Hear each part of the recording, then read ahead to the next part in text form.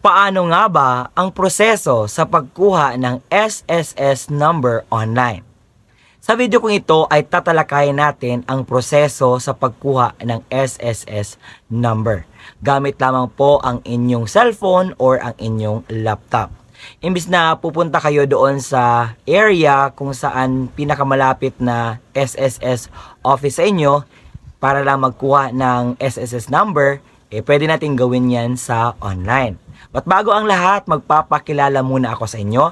Ako po si Ruel Mendoza Tanyo. At kung ikaw ay bago pa lang sa aking YouTube channel, huwag kakalimutan na i-like ang video na ito.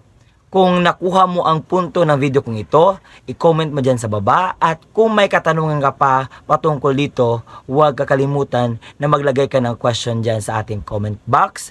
At kung may kakilala ka na hindi pa alam na mayroon palang option na ikaw ay pwedeng makakuha ng SSS number through online, i-share mo na itong video sa kanila.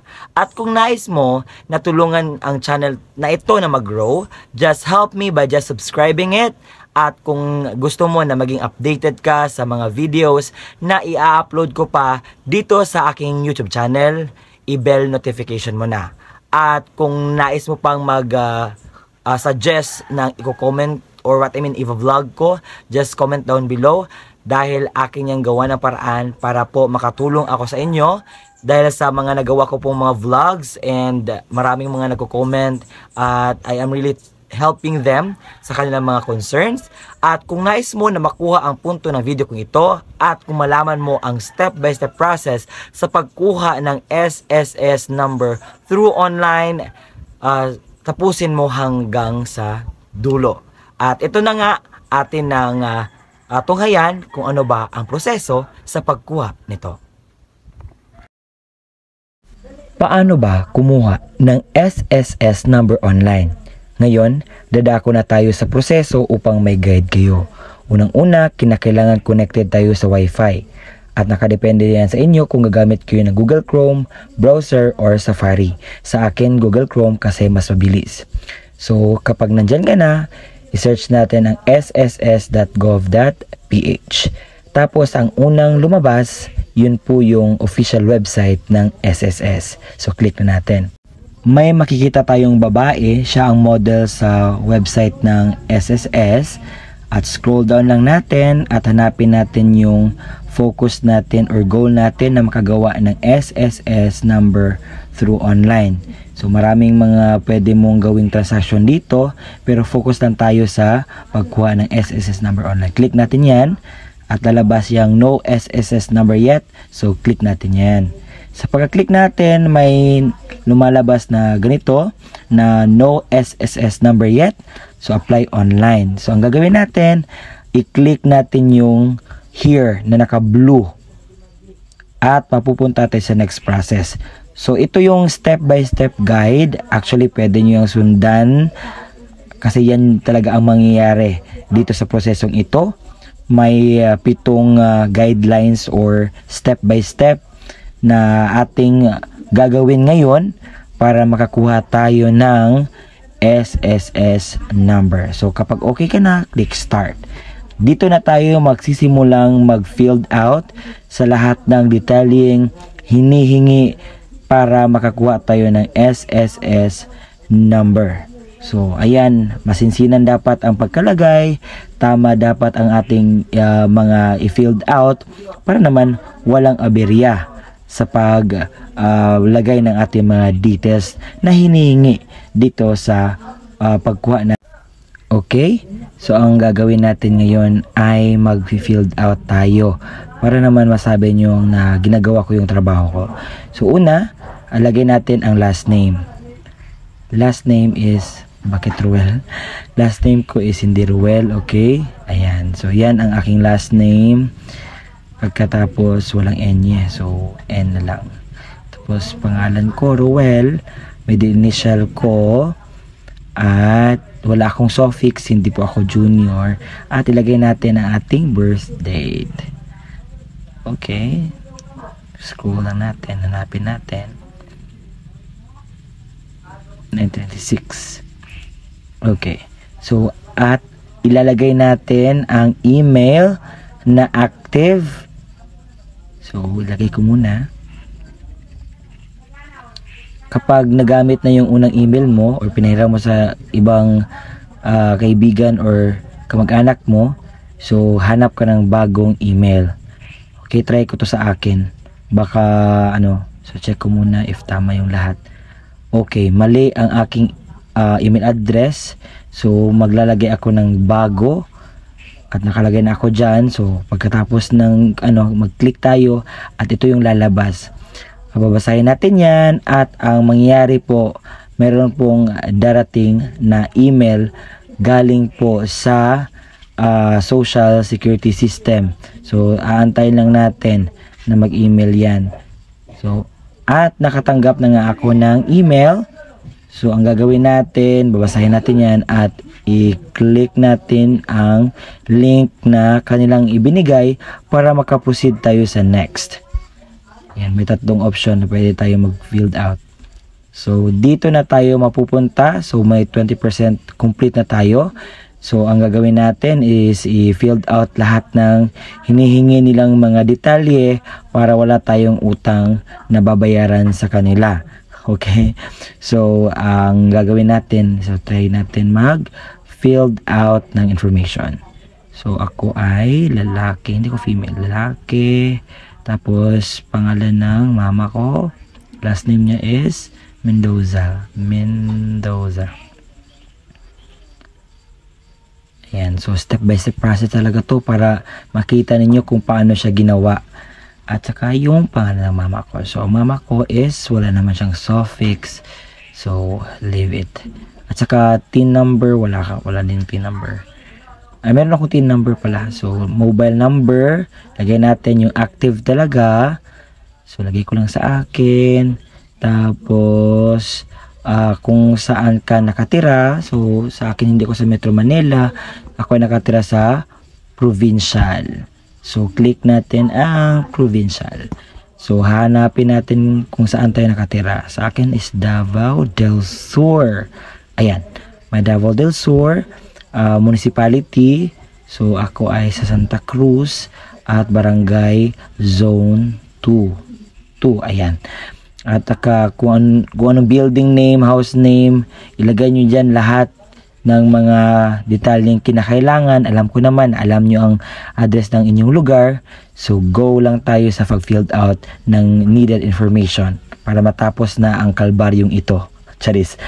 Okay, type natin. Ayan, suggested subdivision. Ayan, yung purpose of registration nyo po is hanapin nyo dyan or i-click nyo yan po. So may self-employed, for employment, overseas, non-working spouse, claimant, at marami pang iba. So kapag nakapili ka na dyan sa tatlo, so ang mangyayari is i-save mo yan. Huwag kakalimutan talaga na mag-save ng info at i-click mo yung next. So ito yung mukha kapag ma-save mo na ang info. Next nating i-filled out is yung social status natin. So given na yung name of applicant, given na din yung date of birth kasi nag-filled out kayo kanina at saka sex.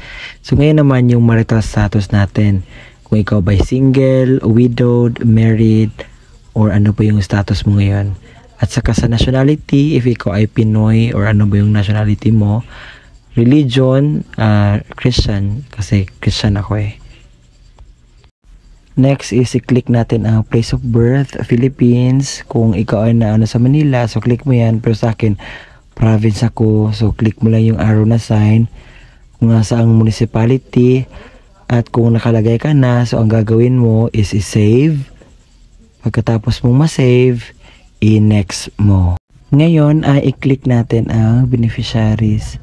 So, click natin yan. So, lagyan natin ang complete name. So, father's name, select natin. Mother's name. At saka yung mga details ng ating mga beneficiaries. Ilagay natin lahat kung ilan yung beneficiaries natin. Isa, dalawa, or tatlo. So, ilagay mo lang ang mga detalye nila dyan sa box.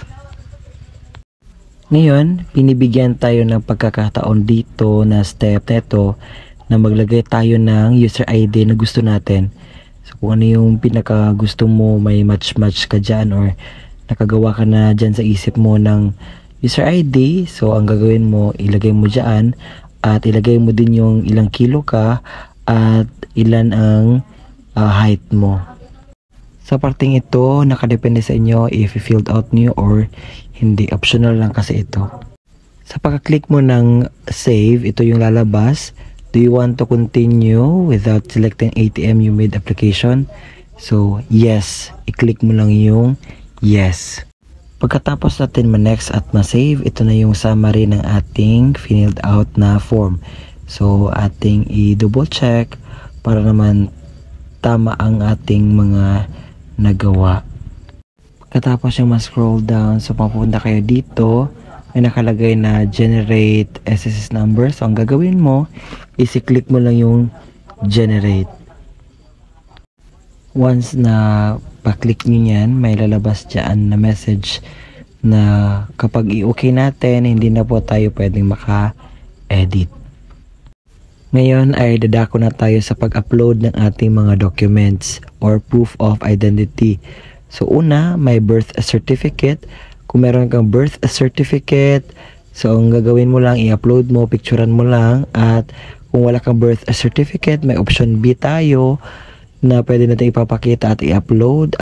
May option C tayo at i-click natin ang view all. So yan ang mga IDs na pwede mong i-upload dyan. So kung meron ka na, is go, i-submit mo na. Kung wala ka talagang documents or proof of identity, pwede ba na makakuha ka ng SSS number? Ang sagot po ay opo. So, dyan nakalagay dyan na do you want to proceed without submitting the documents? Proceed. Kasi pwede naman po tayong maka-upload later on. And congratulations dahil you have successfully applied for an SSS number. So, your registration information are the following. So, basahin mo yung reminders na yan. At pagkatapos mo mabasa is you can also generate the SSS number or form. So, may option dyan na print, download personal, or ano ba gusto mo. So, kapag natapos mo na, ito yung lalabas. At ito, at saka ito yung SSS number. At saka itong Social Security System SSS number slip. And pasensya na guys na hindi ko maipakita sa inyo ang lahat ng mga details ko dahil confidential po yun at bawal ko pong i-share lahat ng mga information ko, kaya biniblur ko para po sa aking kapakanan at wala akong mapahamak na mga beneficiaries ko. At ayun na nga, mag-i-email yan sa inyo. Check nyo lang po yung email at saka ito mapoprovide lahat. So click nyo lamang po yung SSS na PDF at lalabas po yung mga SSS na form at saka SSS number na slip. So yan lamang po at maraming salamat sa panonood. Hanggang sa muli, bye bye!